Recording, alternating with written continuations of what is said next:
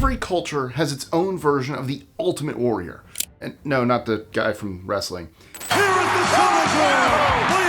It's the ultimate warrior! And most of them never made it into Western history books. We love to glorify generals and emperors, but the people who actually changed the course of battles were often standing on the front lines, weapons in hand. One warrior on the list beat the Mongol Empire 3 separate times. Another terrorized the colonial powers so badly that the Dutch gave him a nickname that translates to a barnyard animal. I'm not even kidding.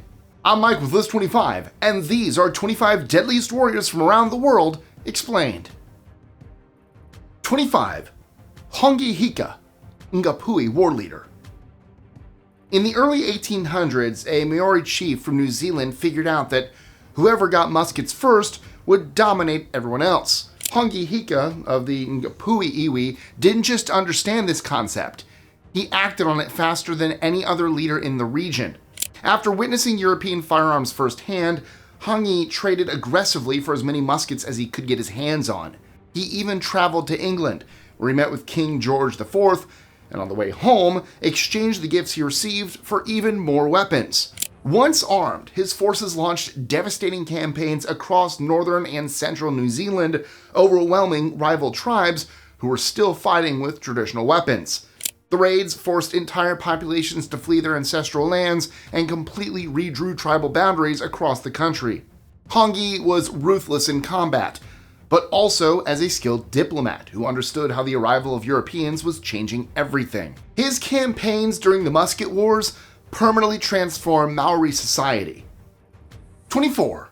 Francisco Dagohoy, Bohol Revolt leader. When a Jesuit priest refused to give Francisco Dagohoy's brother a Christian burial in 1744, most people would have been angry for a few weeks and then moved on. Dagohoy rallied thousands of Boholanos and started a revolt against Spanish colonial rule that lasted 85 years. Yeah, you heard that right. This wasn't a rebellion that flared up and got crushed in a few months. The Dagohoy rebellion outlasted multiple Spanish governors general and forced colonial troops into repeated defeats across nearly 9 decades. Dagohoy used the rugged terrain of Bohol's highlands in the Philippines to his advantage, running guerrilla operations that kept the Spanish off balance for his entire lifetime and well beyond. At its peak, the rebels controlled a quasi-independent government in the mountains. Dagohoy passed away around 1800, but the resistance he built didn't collapse until 1829, when the Spanish finally negotiated an end. His name still appears on towns and schools across Bohol today. 23. Khawla bint al-Azwar, female warrior of the Rashidun Caliphate. The 7th century wasn't exactly known for welcoming women onto the battlefield. Khawla bint al-Azwar showed up anyway. She fought alongside her brother during the Rashidun Caliphate's campaigns against the Byzantine Empire. At the Battle of Yarmouk, in what is now Syria, she demonstrated combat skills so exceptional that soldiers on both sides took notice. She didn't command from the back. She was in the thick of it, swinging a sword and inspiring troops around her to push harder. The historical records are thin on specifics, as is common in ancient military history, but her legend endured anyway. Women in her era were not supposed to be doing any of this, but Khawla didn't seem to care. Her name stuck around for centuries, and Arab history still counts her among its most famous warriors. 22. Asaro Mudmen, Papua New Guinea. Sometimes the most effective weapon isn't a weapon at all. The Asaro Mudmen of Papua New Guinea's eastern highlands figured this out and built an entire combat strategy around pure terror. According to legend, after suffering a defeat in battle, the Asaro warriors retreated to the riverbanks and covered themselves in white clay. When they emerged at dusk, wearing grotesque masks made of the same material, their enemies mistook them for the spirits of the deceased and ran away without fighting. The Asaro reclaimed their territory that night, and psychological warfare became their signature approach. They understood that sometimes making an enemy flee is more effective than trying to overpower them directly. The Mudmen combined ambush tactics with intimate knowledge of their rugged terrain to hold their own against much larger forces. The tradition survives today as a cultural symbol, but the history behind those masks is anything but decorative. 21. Grace O'Malley, Ireland's Pirate Queen. Running a fleet of ships along Ireland's western coast while simultaneously fighting English occupation wasn't something women did in the 1500s. But nobody told Grace O'Malley. Grania Miwalya, as she was known in Irish, commanded sailors and attacked rival clans and English vessels with equal enthusiasm. She wasn't just a pirate. She was a clan leader who used naval power as a political tool. When English officials captured her family members, she sailed straight to London and negotiated directly with Queen Elizabeth I to secure their release. The two women conducted business as equals. Grace earned loyalty through her strength and strategy, leading raids well into her 60s. She survived prison, the loss of her husband, and multiple attempts on her life. In a world that expected women to stay home and manage households, she spent decades at sea making powerful people very uncomfortable. Her life has inspired books, plays, and a growing recognition that some of history's most effective warriors don't fit the usual profile. 20. Garibaldi, the Red One. Giuseppe Garibaldi never attended a military academy or came from a noble background. He learned warfare the hard way, fighting in South American revolutions before returning to Europe and becoming one of the most effective guerrilla commanders of the 19th century. His signature force, the Red Shirts, conducted lightning campaigns across Sicily and Naples that helped unify Italy. Garibaldi had talent for inspiring volunteers to follow him into terrible odds and somehow pulling off victories anyway. He understood that mobility and surprise could neutralize larger, better-equipped armies, and he proved it over and over again. What made him genuinely dangerous was that he combined battlefield instincts with charisma that attracted fighters from across Europe. People left their homes to join his campaigns solely because of his reputation. By the time he was done, Garibaldi had fundamentally reshaped the political map of southern Europe and had become a symbol of revolutionary leadership that is still studied today. 19. Guan Yu, God of War. If you've ever seen a shrine in a Chinese restaurant with a red-faced figure holding a massive weapon, well, you've met Guan Yu. The man was real, though the legends that followed him got quite elaborate. During China's Three Kingdoms period around 200 CE, Guan Yu served under the warlord Liu Bei and became famous for his loyalty and his skill with a polearm called the Green Dragon Crescent Blade. He fought in pivotal battles across northern China and earned a reputation as someone you absolutely did not want to face in single combat. After he passed away, the stories kept growing. Over the centuries, Guan Yu went from respected general to folk hero to actual deity. Today, he's worshipped as the god of war in Chinese temples around the world. That's a pretty remarkable career arc for a guy who started out as a regional military commander. The transition from mortal warrior to divine figure tells you something about how much his reputation meant to people. 18. Brian Boru, High King of Ireland. The Vikings had been raiding and settling Ireland for generations before Brian Boru decided to do something about it. He started as a minor regional ruler and spent decades fighting his way to the top through a combination of military campaigns and strategic alliances. By the time he claimed the title of High King, Brian had done something no Irish leader before him had managed. He united enough of the island's fractious kingdoms to challenge Viking power directly. The Battle of Clontarf in 1014 became the showdown everyone had been building toward, pitting Brian's coalition against a combined Viking and Irish rebel force. Brian's army won decisively, but he didn't survive the battle. His legacy, however, lasted far longer than his life. The victory at Clontarf effectively ended large-scale Viking dominance in Ireland, and Brian became a symbol of Irish unity that people still invoke 1,000 years later. 17.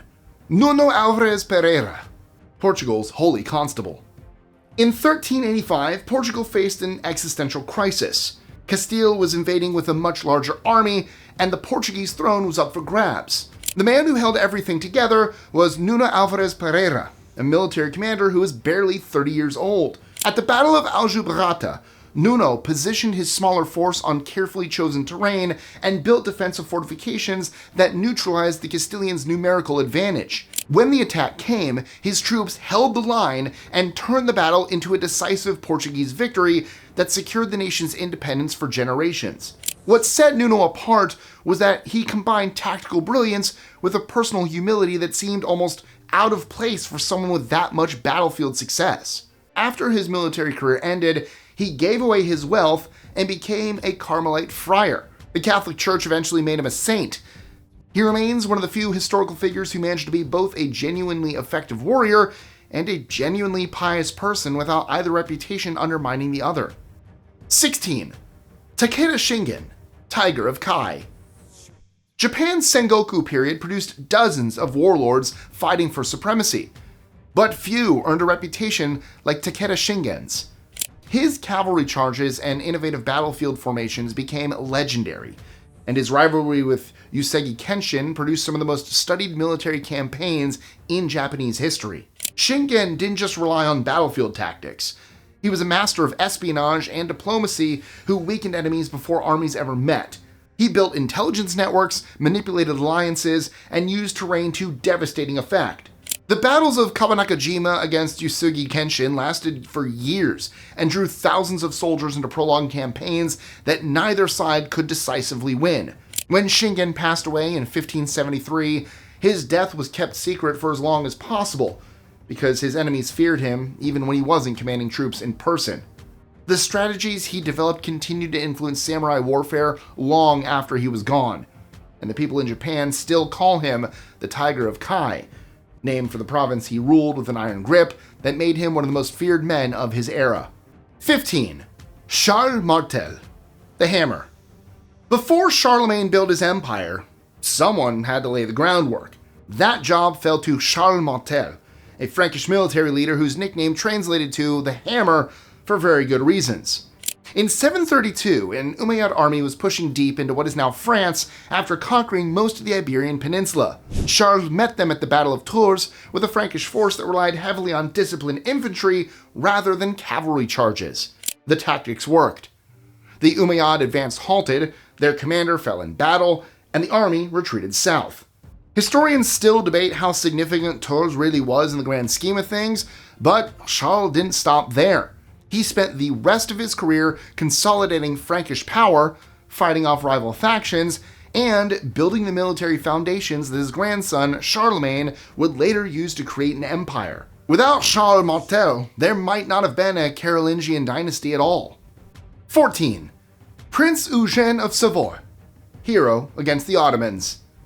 Born to minor French nobility and rejected by Louis XIV's army for being too small, Eugène of Savoy went to Austria and became one of the most feared commanders in European history. Sometimes getting turned down for a job works out. Eugène spent decades leading Habsburg armies against the Ottoman Empire, winning campaign after campaign across Hungary, Serbia, and the Balkans. His strategic brilliance combined rapid movement with careful planning, enabling him to repeatedly defeat larger forces. The Battle of Blenheim in 1704 cemented his reputation across the continent. What made Eugène genuinely dangerous was that he excelled at multiple levels of warfare. Siege warfare, battlefield tactics, logistics. It didn't matter what the situation called for, because Eugène could handle all of it. The Austrian military still considers him their greatest commander ever. Louis XIV probably regretted turning him away. 13. Zumbi dos Palmares, leader of the Quilombo. In colonial Brazil, escaped African slaves established communities called Quilombos in the interior. The largest and most famous was Palmares, and its final leader was a man named Zumbi. For decades, Palmares resisted Portuguese attempts to destroy it. The settlement grew into something that functioned almost like an independent nation, with its own social structure and defenses. Zumbi became its leader around 1678 and immediately made clear that surrender wasn't on the table. He rejected a peace treaty that would have sold out other escaped slaves and prepared for war instead. The Portuguese threw everything they had at Palmares, finally conquering it in 1694 after years of failed attempts. Zumbi escaped the initial assault, but was captured and put to an end the following year. His fight for freedom didn't succeed in his lifetime, but his resistance became a lasting symbol. Brazil now celebrates Black Consciousness Day on November 20th, the anniversary of his passing. 12. José de San Martín, liberator of South America.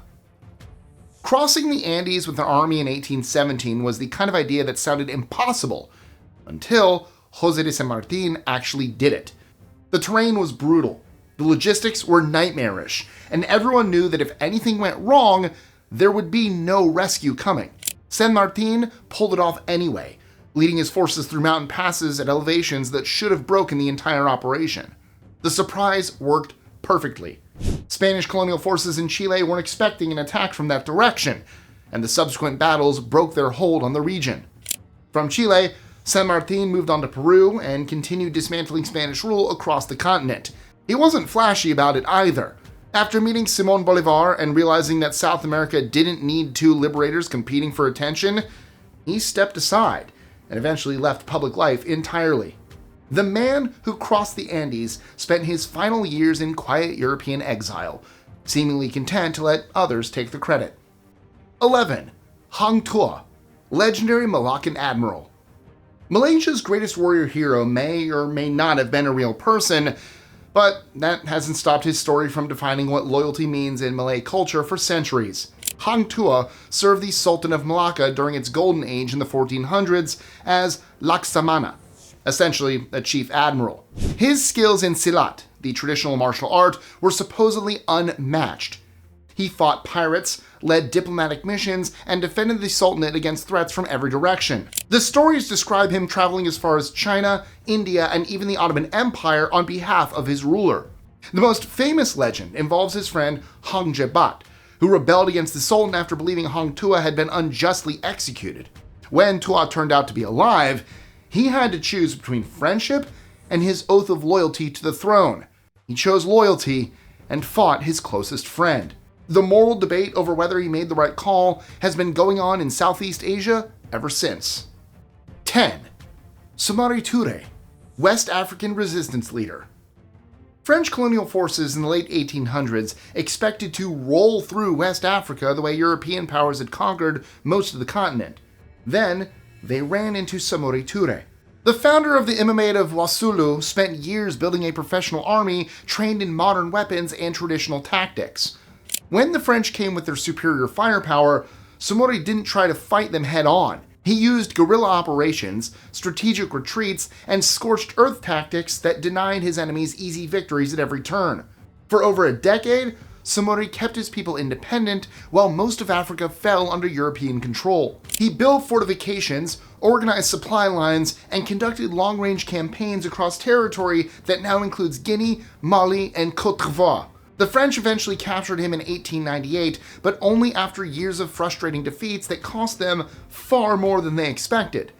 Séméry proved that technological advantage doesn't guarantee anything. 9. Pancho Villa, guerrilla warrior of the North. The Mexican Revolution produced plenty of fighters, but none quite like Pancho Villa.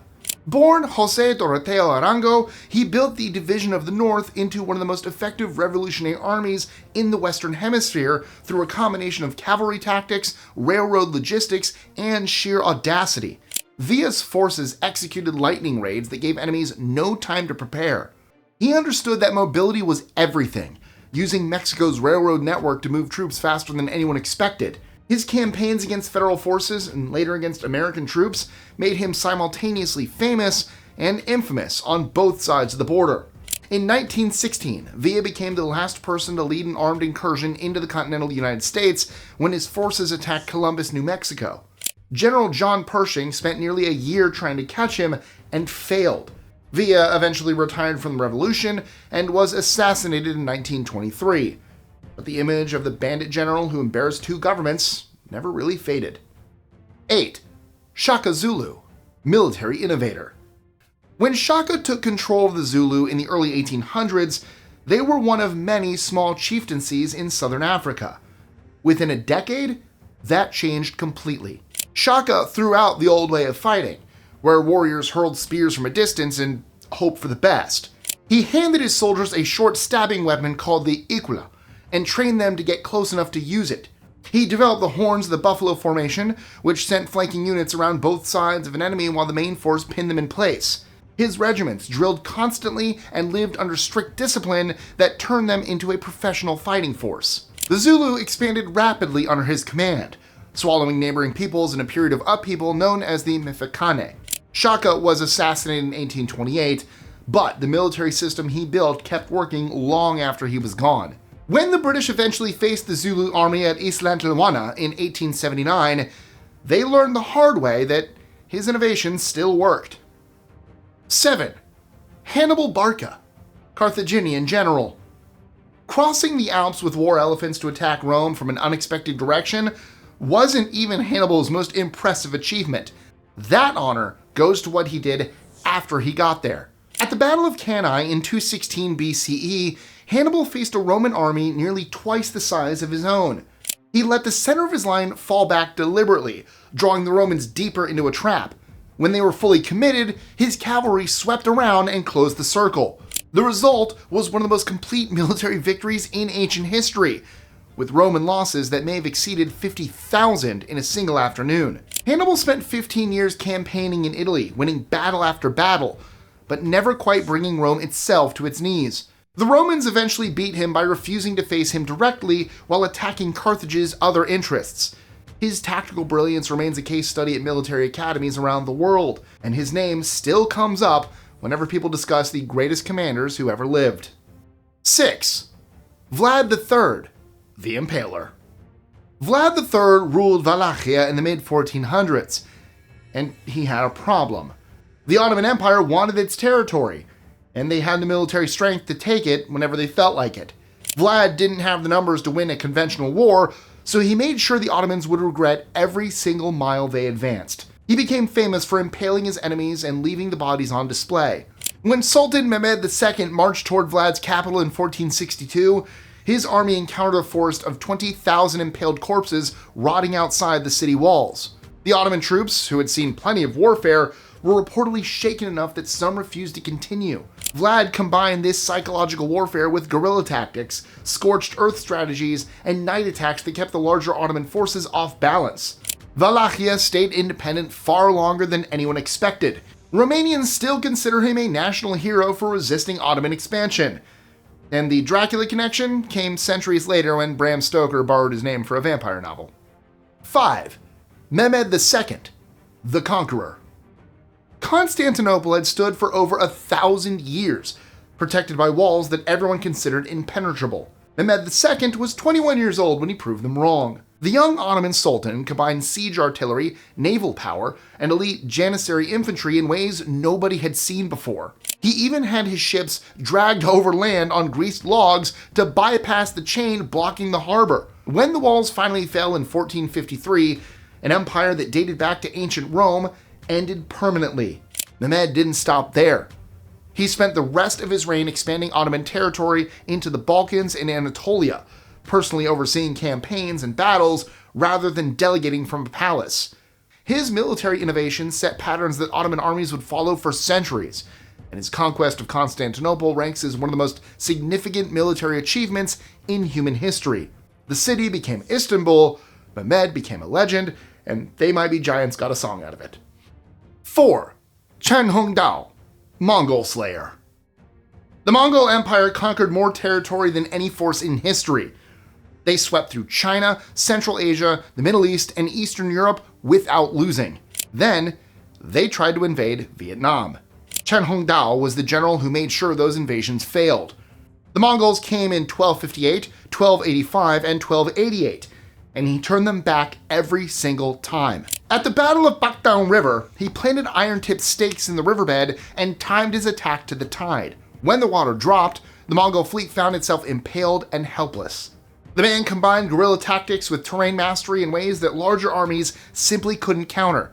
He preserved Vietnamese independence during an era when almost everyone else got conquered. Vietnamese people still worship him as a guardian spirit, and temples dedicated to him draw visitors every year. The Mongols crushed everyone else on the continent, but they never figured out how to beat him. 3. Khalid ibn al-Walid, the Sword of God.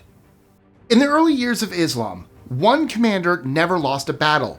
Khalid ibn al-Walid, born in Mecca in what is now Saudi Arabia, earned the title Sword of God through a string of victories that fundamentally reshaped the ancient world. His tactics at the Battle of Yarmouk in 636 became legendary. Facing a Byzantine army that significantly outnumbered his forces, Khalid executed encirclement maneuvers that trapped the enemy and destroyed them almost completely. Tens of thousands of Byzantine soldiers fell in a single engagement, and the result opened the entire Levant to Muslim conquest. What made Khalid genuinely dangerous was his combination of speed and violence. He moved armies across impossible distances, attacked when enemies least expected it, and targeted leadership to break morale before battles even began. His career included more than 100 engagements and 0 defeats. The man who gave him his title believed Khalid's military abilities were divinely guided, and looking at the record, it's hard to argue with the results. 2. Sultan Hassanuddin, the Rooster of the East. When the Dutch East India Company came to Indonesia, they expected the usual pattern of European colonial expansion. Sultan Hassanuddin of the Goa Sultanate had other plans. The Dutch nicknamed him Ayam Jantan dari Timur, which translates to the Rooster of the East, and they didn't mean it as a compliment. Hassanuddin commanded naval forces and fortified strongholds that inflicted serious damage on the most powerful trading company in the world. He refused to surrender Makassar's independence despite being outgunned and outmanned at nearly every turn. The Dutch East India Company eventually forced him to sign the Treaty of Bangaya in 1667, which stripped Makassar of its trading rights and forced the Sultanate to accept Dutch control over commerce in the region. But it only came after years of costly fighting that made them question whether the conquest was worth the expense. Hassanuddin's defiance made him a lasting symbol of resistance in Indonesia.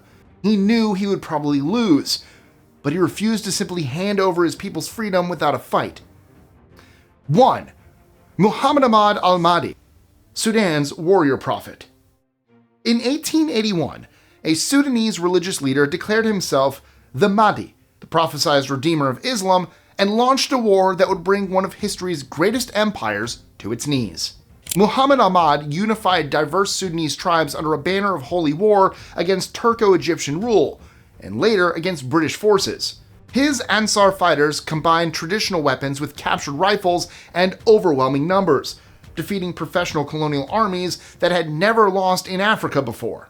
The campaign reached its peak at the Siege of Khartoum in 1885, where the Mahdist forces overran the city and British General Charles Gordon met his end on the palace steps. The Mahdist state that followed lasted until 1898, controlling territory the size of Western Europe. Muhammad Ahmad himself didn't survive to see its fall. He passed away just months after taking Khartoum, possibly from typhus. But the movement he created proved that faith, organization, and determination could challenge industrial age military power.